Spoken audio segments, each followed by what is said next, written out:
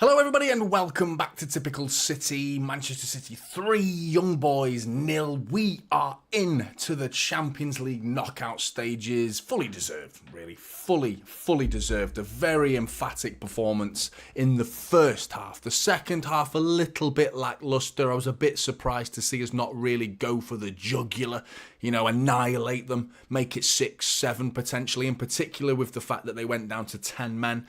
I think the substitutions played a part, but job done at the end of the day. It was very simple. I don't think we needed to get out of second gear. We were against a very almost nervous Young Boys. I think they were a little bit out of their depth, in truth. Compared to their performance at the Wankdorf Stadium, where they did quite well. I thought they really stood themselves in good light, and they played reasonable good football, offered a threat, scored an unbelievable goal. This time round, almost non-existent in an attacking sense. There was nothing to worry about from an attacking point of view. And they were throwing in some nasty tackles as well, a bit rash here and there, of course, with the penalty to make it 1-0. Núñez with a lovely little Cruyff turn. Very sharp from Matheus Núñez in that first half to do that turn, and a stupid foul, really, and Erling Haaland tucks it away. Jack Grealish's long ball over the top to Phil Foden was sensational. Really good ball from Jack Grealish. Phil Foden brings it down. Really good football. Again, the touch from Phil Foden, there was a couple of tiny little touches, really delicate touches as he approaches Garcia, their fullback. And there was a third touch that just knocks it past him. And Phil Foden has this ability to just drop his shoulder while the fullback's sort of leaning on him as much as he can to try and escalate the situation and push him out of the situation. And Phil Foden he's made of rubber. He just bends and gets himself around the fullback, and then all of a sudden he's in. Garcia, I don't want to touch him. I don't want to touch him because if he touches him, he brings him down. That's the game over, and it'll be another penalty given, potentially a red card as well. But Phil Foden's finish, really good. Composed, just guides it into that bottom corner. Really, really good. And Erling Haaland's goal, that third goal for City, what a screamer. I think even Pep's face gave a clue to how unlikely he felt that was going to end up in the back of the net. But to cut across, that's what... This guy who only scores tap-ins, that was one hell of a tap-in. What a fucking tap-in that was. An absolute screamer, thunderbolt into the top right-hand corner. Cutting across it as well. He was going across from where it came from. Normally you expect him to go for the near post there. But to cut well across it, to go back across Racioppi. Really good goal from Erling Haaland. Outside the box again. He has already scored from outside the box. I can't remember who. Was it against Brighton? I think it was against Brighton. That time at the other end of the pitch at the Etihad, he drills it in the bottom right-hand corner. This time, top right-hand corner, fires it in. After that, I thought, okay, I expect a bit of composure from City. Keep the ball a bit, play it simple. We did that. That's what we did. And in the watch-long, thank you for everyone who joined me in the watch-long. Really do appreciate that. Had a good time, as usual, with you guys. I was saying we should probably look after the ball now. Consider the fact that we're playing Chelsea on Sunday. Take it easy. Just keep the ball. Knock it about. Don't over stretch for anything. Don't get over caught up in any emotions side of the game. If they kick you, ignore it. Just get on with it. Keep yourself fit. Keep yourself fresh. The game's done at 3-0. And then just see the game out. We did that. So we did exactly what I asked for. But there was a little part of me that was thinking, right, chance creation opportunities are here now. Because they've gone down to 10 men. They're really, really open. And we were creating opportunities to create better chances. And we were rash with some of our final passes in the final third. That last cross or that last pass was sometimes overhit. An outstretched foot, Núñez at the back post. It was deflected by a cross. The Grealish gets a touch and then it just goes past Núñez. There was an opportunity for Calvin Phillips to get a shot away. He miscontrols it and he was bobbling around with Ruben Diaz in the 6-yard box. Núñez had plenty of chances to cross it in. I have seen a mixed opinion on Núñez. I can see Núñez's name coming up as well. Absolute. I like Matheus Núñez. What do you think about... I'm a bit mixed on him, but one thing I do like is his attitude. His approach to the game is really good. The fact that he's taking his game to people, he's attacking players. Another thing I was saying in the watch long is players should be commended and given a pat on the back for trying the right thing.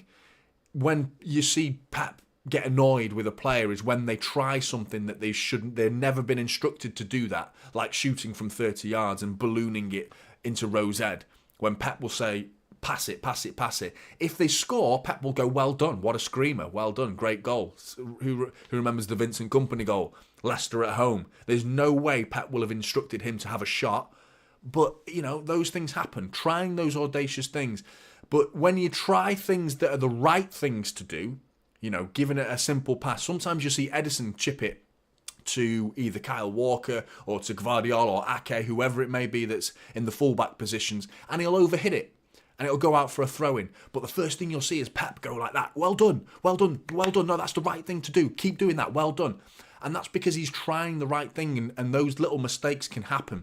And I think what I saw today from Matheus Nunes was he continuously tried to do the right thing and it wasn't coming off for him. There was just that little bit of nerves maybe, a little bit of over trying things, like getting the odd thing wrong here and there, but it was rarely trying the wrong thing. Kovacic, who I do want to see succeed, of course, I think there's elements of his game that I think he's overthinking things now. He was trying the wrong things here and there, trying to do silly things, like giving it away with a pass that's it's not even a simple, it's a really simple ball he's giving it away. There was a moment where a long ball from Racioppi, and Kovacic tries to nod it back to Ruben Diaz, heading it back, not knowing who's behind him. That's trying the wrong thing in that situation. You shouldn't even be thinking that. If you're not sure, play it safe, And he wasn't sure, and he headed it back. It lands to Alaya, who turns and starts sprinting at Ruben Diaz. Luckily, Ruben Diaz had a very typical Ruben Diaz performance and was solid as a rock. Nothing got past him. There was a couple opportunities to counter-attack. Ruben Diaz dealt with it really well. I need to mention Kyle Walker's performance as well, because I thought he was solid in that first half. His first half performance was unexpected, purely because he himself wasn't expected to be on the pitch, because Manuel Akanji's walking down the tunnel 5 minutes to go before half-time with what I believe is supposed to be ill. Got some dodgy guts, Manuel Akanji.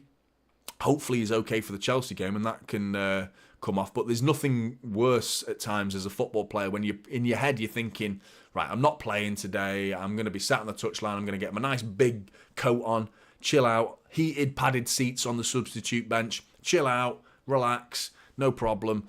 And I'm going to enjoy watching Manchester City football. All of a sudden, Pep says, you're playing, mate. You get your kit on, shin pads on, mate, you're playing.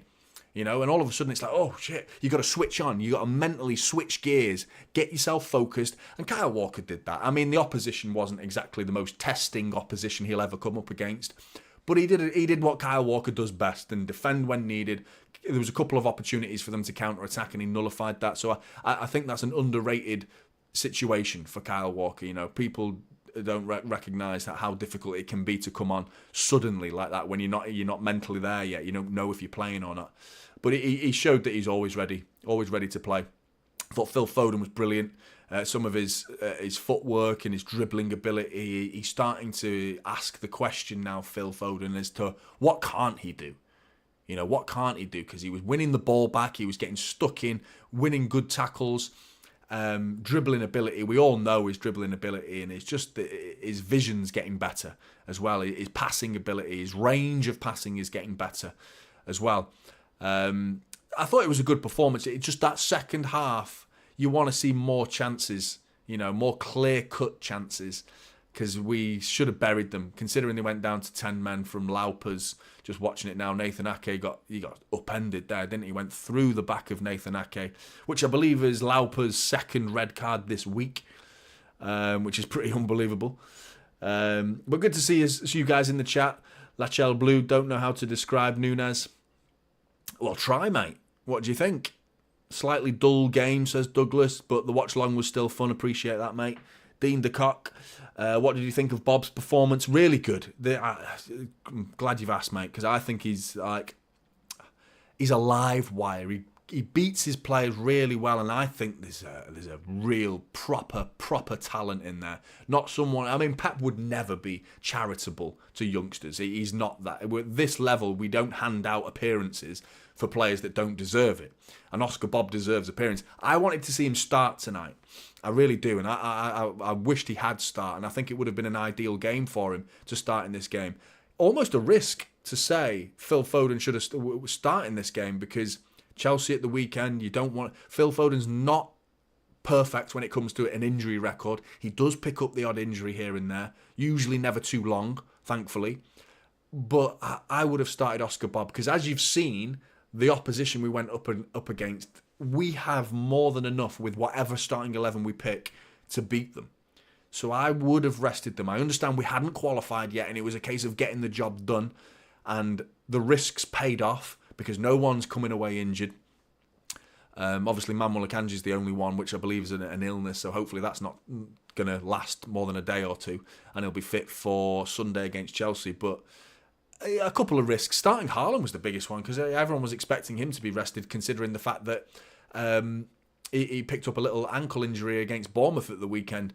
But he played really well in that first half. He was coming and collecting it. There was a big debate going on in the watch along as well about Harry Kane versus Erling Haaland, and he showed glimpses of Harry Kane tonight in that first half. You know, coming and collecting the ball.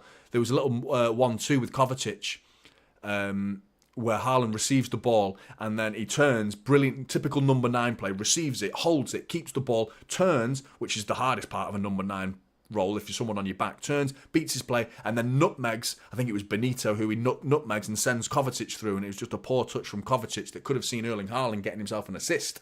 So I thought that was a little glimpse of Erling Haaland, a side of his game that I want to see grow and improve himself, you know, because we know he can find the back of the net. Put him in the penalty area, and we're doing that, aren't we? We're like, hey, goal, and it's a matter of time. Erling Haaland's going to score soon. We know that's going to happen. I want to see him come and collect it every now and again and show the world that he's got other aspects to his game other than just putting it in the back of the net. Come and get involved here and there, and tonight he did that.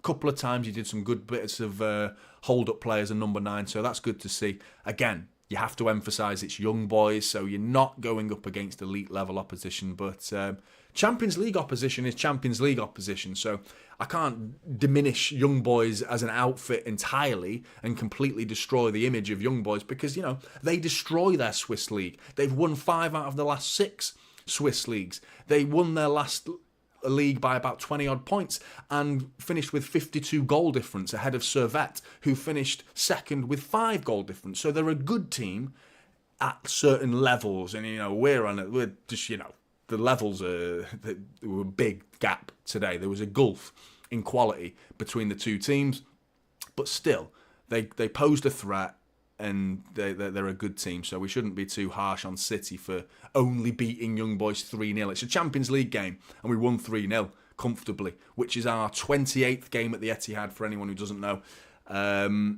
Unbeaten, so we're 2 off the record of Liverpool's record, which is 30 games at Anfield in Champions League games, unbeaten. And we can do it, you know. Now it's a case of going to RB Leipzig, looking at that game, looking at who's going to finish first. And that matters now, doesn't it? It still matters finishing first, because you can end up playing a harder team in the first round of the knockout fixtures. So you need to factor that in, and hopefully we can get an easier round. But sometimes the team that finishes second in another group is actually the better team. So you just focus on the next game, win the next game, and whatever will be, will be. Rendrex, I saw you at the end of the chat in the watch along as well, mate, saying that you weren't too keen on Núñez. I can see why people are being critical of Núñez, but I think there's something there. There's something there, but you say you just think Núñez needs to find his role. Is he a playmaker? Is he a support striker? I'm still not sure what he actually provides for us. I just think right now he needs to find his role. That's not a bad point you're making at all there, Rendrex, because at the end of the game he was playing right wing, wasn't he? So I'm not sure Pep ideally knows exactly what he wants to do, but maybe we've got another player that's got that Bernardo Silva versatility that we haven't seen yet. And another thing, I keep saying it, that was said. We talk about a lot of things in the watch along, so come and join me if you haven't, because lots of topics get discussed, like this one, which is talking about players and their first seasons, you know, and how some players are given the excuse. It's not an excuse, it's a reason. I mean, what's the difference between an excuse and a reason? But really, it's a case of, you look at Bernardo Silva, Rodri, Grealish. Numerous players have struggled under Pep Guardiola's first season. But then it's like, well, what about Haaland? What about Doku? You know, these players that just hit the ground running. And what my thought process on that is those two players do things that Pep never teaches and can't teach. Haaland will never be instructed by Pep Guardiola how to score a goal. And Doku will never be taught how to dribble and beat players by Pep Guardiola. So what their natural game is, Pep doesn't need to guide them or coach them in any way. Whereas a Bernardo Silva or definitely Rodri, because that's Pep's bread and butter, defensive midfield, Nunes now, Kovacic now, they've got to learn the methodologies and getting used to the ideas that Pep wants to see in his team. And because of that, those roles in midfield in particular, central midfield players, whether it's attacking, defensive, or even if you're drifting out wide, Grealish had to learn because it was he'd come from Aston Villa number 10, drifting in and out of positions and just being a free spirit in an Aston Villa side, to suddenly saying you're left winger and you're not coming off that left wing. You stay on that left wing, and if you come off the left wing, you're going to be sat on the bench. So you stay on that left wing, and that's where you stay. You live there now. And he almost had to be a simple springboard, receive the ball, keep it, and play it back to Gvardiol or Ake or Rodri, whatever it may be. And he's stretching the team. That's his purpose. I'm sure if you asked Jack Grealish, he'd rather be a free spirit, going where he wants, do whatever he wants in a number 10 role. But the role he's got right now is vital for the team.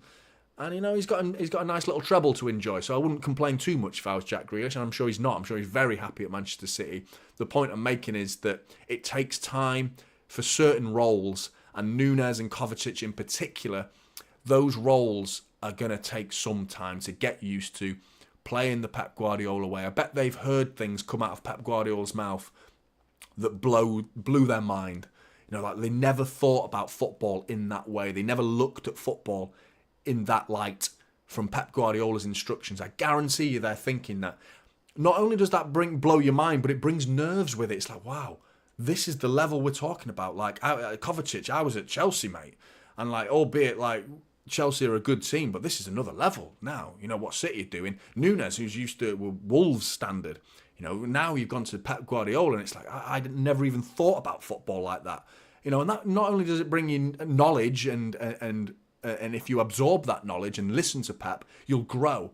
But it does bring a bit of nerves with it. It's like, okay, I'm going to have to try these new things that I'm being asked to do, and that takes time. So we have to give the players at least a season. So I understand what people are saying about Nunes and Kovacic, and I think Nunes is in a bit brighter light than Kovacic is right now on form. I think Nunes looks a little bit more sharp. He looks like a little bit more purposeful, more of a point to prove. I think Kovacic, I still believe in Kovacic. I think he can play a vital role this season, but he's slowly finding his feet. So let's give him time. This wasn't an ideal game to judge those two players, because if they did well, we'd say, well, it's only young boys. And they didn't do too badly either, but good to see so many of you popping up in the chat. And I apologise, I'm always ignoring you in the match reactions as well. If you could pop a like on the stream as well, that'd be really appreciated. Abdullah, good to see you. Host, would you mind telling us your name? It's Jonny. It's Jonny. Your analysis are the best of the best. I appreciate that, mate. Thank you very much. Lubac, professional job done in 60 minutes, and gave us a bit of time to chop and change and mess around with roles and formations. Appreciate that. Oh, Section 20's already answered for you.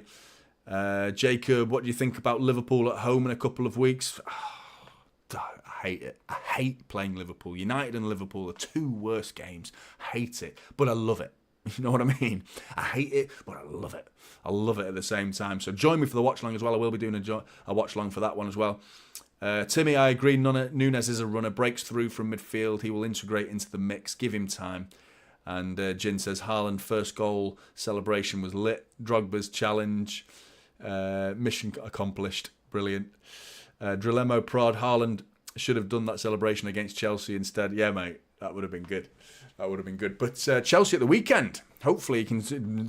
No reason why I can't do that celebration twice. Stick it in at Stamford Bridge, and we can celebrate another Manchester City win. And I think this will be huge, because I was saying in the Bournemouth game how we looked at those fixtures and all our rivals were talking about who's playing first. With the fact that City are playing first last weekend, playing Bournemouth, and then Arsenal followed in the evening against Newcastle, then Luton versus Liverpool the next day, then Chelsea versus Spurs on the Monday. All of our rivals were playing after us, having watched us tonk Bournemouth 6-1. to us, we weren't thinking like that, but they all saw that as pressure that they absorbed, and they collapsed. All of them dropped points having played after us.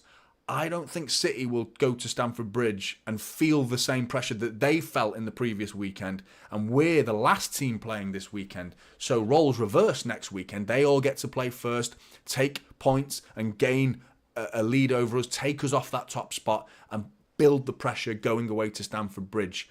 And this will be a massive, massive statement if we go to Stamford Bridge and beat them, because I guarantee you they're hanging their hat on the idea that they've gained confidence by beating Spurs, albeit against 9 men. They still should have confidence running through their veins, having beaten Spurs, who were top of the league before that weekend. If we can do them, and I think we will. I think we'll beat them, because we've had statement performances at Stamford Bridge. It won't be the first time that we go to Stamford Bridge and beat them and send a message to the Premier League and go on a run after that as well. Who remembers the Kevin De Bruyne goal? Left foot, purple kit, drills it into that bottom right-hand corner. 1-0. A 1-0 massacre, that was. If you ever heard of such a thing, a 1-0 massacre, because we battered them in that game. How it only ended at 1-0 is beyond me, but I'll take a 1-0 at the weekend, wouldn't you? But join me for the watch-along. This Sunday I will be doing a watch-along. That's the end of the match stream, for the match reaction at least. Good to see you all in the chat as well, as Douglas pops in at the end there. Good to see you, Douglas. Player ratings tomorrow. Join me for that. Thank you very much for joining me in the watch-along this evening. It's been a really good one. 3-0 Manchester City qualified into the knockout stages. On we go. Another treble potentially on the cards. Being a bit risky there. But thanks again for joining me, and I'll see you in the next one.